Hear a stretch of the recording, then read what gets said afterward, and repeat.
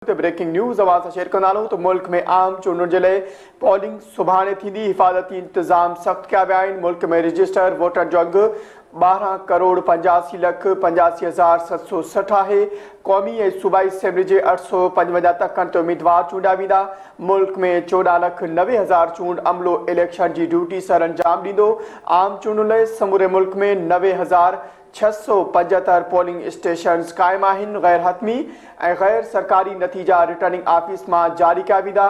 Polling सुबुह 8 वॻे खां शाम 5 वॻे ताईं बिना वक़फ़े जे जारी रहंदी। हिकु भेरो ॿीहर इहा ब्रेकिंग न्यूज़ नाज़रीन अवां सां शेयर कंदा हलूं त मुल्क में आम चूंडुनि जे लाइ पोलिंग सुभाणे थींदी। हिफ़ाज़ती इंतज़ाम सख़्त कया विया आहिनि। मुल्क में रजिस्टर वोटनि जो अघु 12,85,85,760 आहे। क़ौमी ऐं सूबाई असेंबली जे 855 तख़्तनि ते उम्मीदवार चूंडिया वेंदा। मुल्क में 14,90,000 चूंड अमलो इलेक्शन जी ड्यूटी सर अंजाम ॾींदो। आम चूंडुनि लाइ समूरे मुल्क में 90,675 पोलिंग स्टेशन्स क़ाइमु आहिनि। गैर हतमी ऐं गैर सरकारी नतीजा रिटर्निंग ऑफिस मां जारी कया वेंदा। पोलिंग सुबुह 8 वॻे खां शाम 5 वॻे ताईं बिना वक़फ़े जे जारी रहंदी।